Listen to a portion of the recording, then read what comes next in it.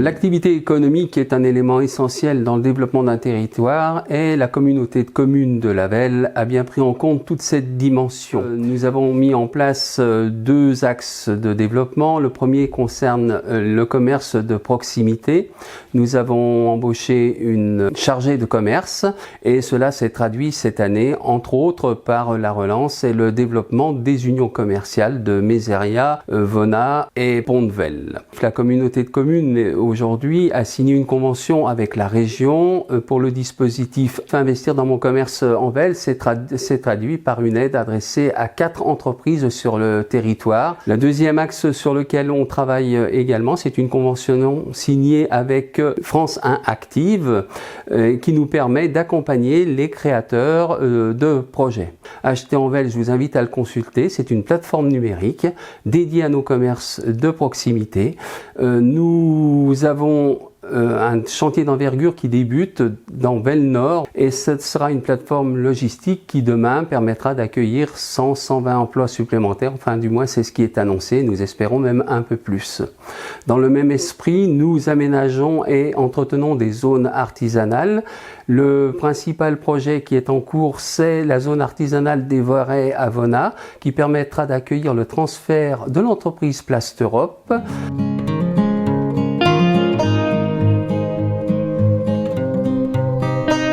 Nous sommes ici dans le centre sportif de l'Irance à Mézeria, bâtiment que nous avons rénové cette année.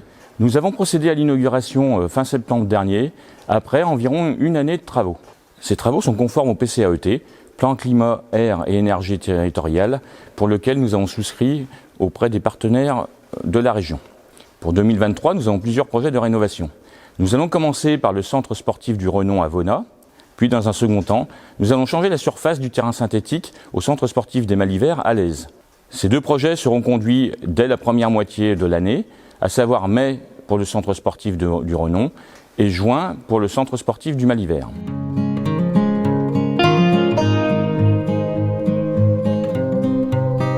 On ne peut pas attaquer l'année 2023 sans parler de transition écologique. En effet, le changement climatique s'est imposé à nous cet été avec la grande sécheresse.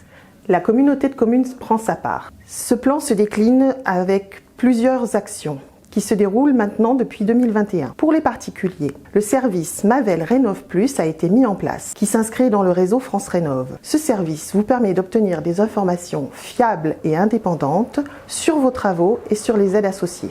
Pour les communes, 7 projets de production solaire devraient être lancés d'ici 2025 avec l'aide de la SEMLEA. Un schéma directeur solaire sera également envisagé pour déterminer tous les gisements potentiels dans les différentes communes. Pour finir, le projet alimentaire territorial déroule son plan également, avec des mesures pour rendre l'approvisionnement de nos cantines plus local, mais également des mesures en collaboration avec la Chambre d'agriculture qui visent à aider nos agriculteurs à être plus résilients au changement climatique.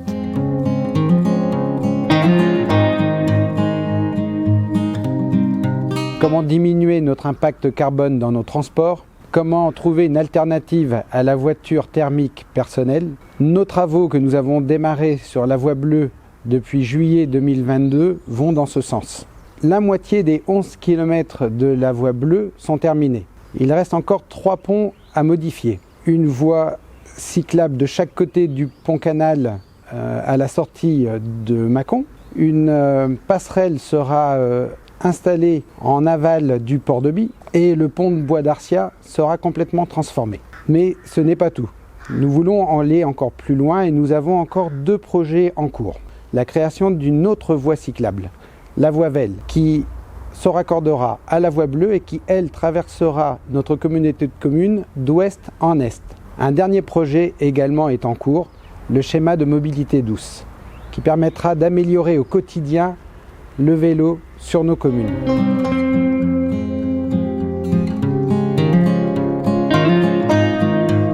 Aujourd'hui, les services publics ont largement déserté nos territoires ruraux et proposent essentiellement des démarches en ligne.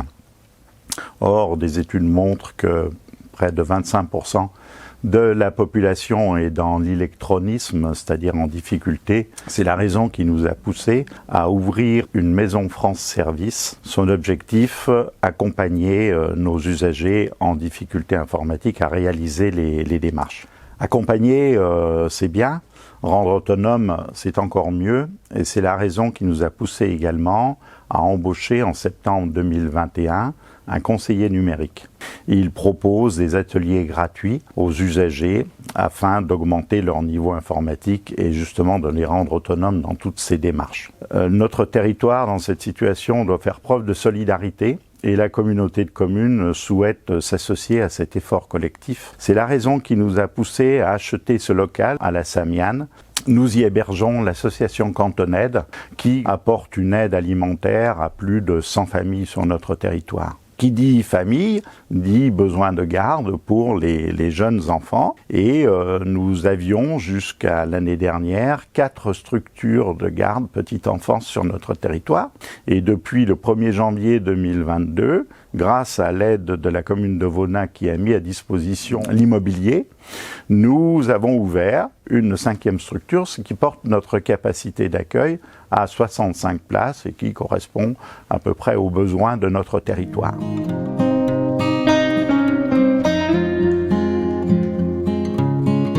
On met en place un certain nombre d'aides, de remise aux normes, de régénération énergétique.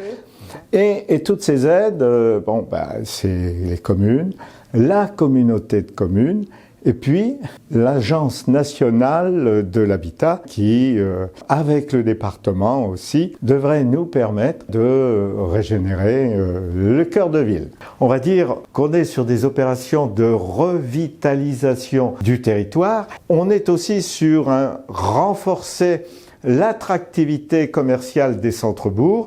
Et ça, c'est aussi, quelque part, pour dans le cadre de petites villes de demain, un item extrêmement important. Enfin, on cherche à améliorer le cadre de vie des habitants, les endroits où il fait bon vivre, où le cadre de vie est important.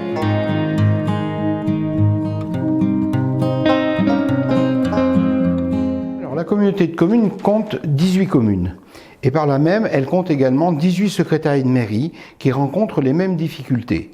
D'où l'idée est née de constituer un réseau des secrétaires de mairie, afin qu'elles se connaissent déjà entre elles et afin qu'elles puissent résoudre les difficultés qu'elles pourraient rencontrer. C'est toujours plus facile à plusieurs qu'à un. Le but, c'est de favoriser des formations en local pour éviter que nos secrétaires se déplacent soit à Lyon, soit bien évidemment dans d'autres départements. Donc la communauté de communes a souhaité soutenir les investissements de l'ensemble des communes membres. À ce titre, elle a mis en place le contrat avenir communautaire. Ce contrat avenir communautaire n'est ni plus ni moins qu'une enveloppe sur toute la durée du mandat, de façon à aider les communes à soutenir des investissements structurants. Le montant de cette enveloppe est de 1 400 000 € sur l'ensemble du mandat. Ces 243 000 € ont permis d'aider les investissements dans 6 communes de la communauté de communes. Pour 2023, déjà les dossiers ont été déposés, puisque la date limite pour déposer les dossiers est le mois d'octobre de l'année N pour des investissements N+1.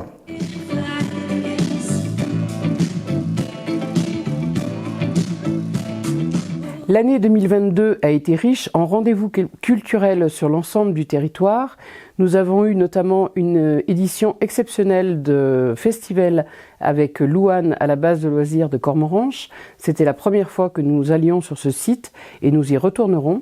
Nous avons également accueilli Michel Fugain et 150 élèves à l'Escale récemment.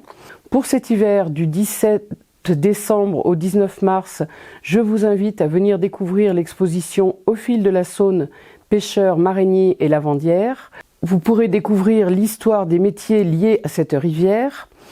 Nous préparons également l'année 2023 avec de nombreux rendez-vous, les traditionnels. Nous retournerons avec Festival à la base de loisirs de Cormoranche, Saveur en Velle et probablement un nouveau concert à l'Escale. Il y aura de nombreux autres rendez-vous que vous connaissez, Jazz en herbe, les Journées européennes du patrimoine, mais également plusieurs surprises tout au long de l'année.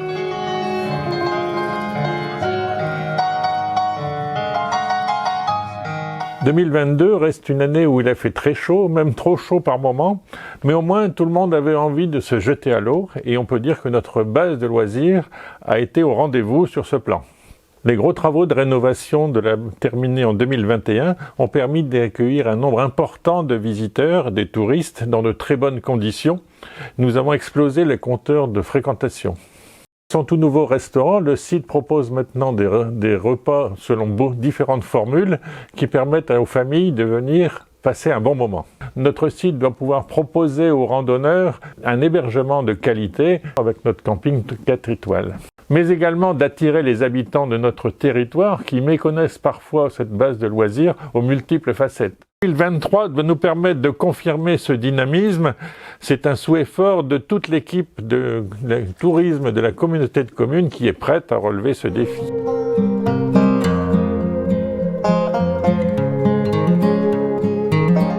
L'année 2022 a été l'aboutissement d'une stratégie de prise en main du service assainissement. Il y a eu la construction de notre première station d'épuration, un filtre planté de roseaux à Pérex. Nous avons réalisé des diagnostics sur 7 communes de notre territoire qui nous a permis de détecter les anomalies et les améliorations à apporter à ceux-ci. Ces résultats nous permettent, pour 2023, la mise en place d'un plan pluriannuel d'investissement et d'évaluer, pour une période de 10 ans, les besoins structurants de notre patrimoine. Le Conseil communautaire, en novembre 2022, a voté l'adhésion à l'établissement public territorial d'Omsaune. Et ainsi, nous bénéficierons de mesures de prévention des inondations sur les communes limitrophes à la Saône, d'aide aux particuliers, mais également la gestion commune des 24 km de digues agricoles qui protègent nos cultures. Gérer et préserver la ressource en eau, voici le réel défi de demain.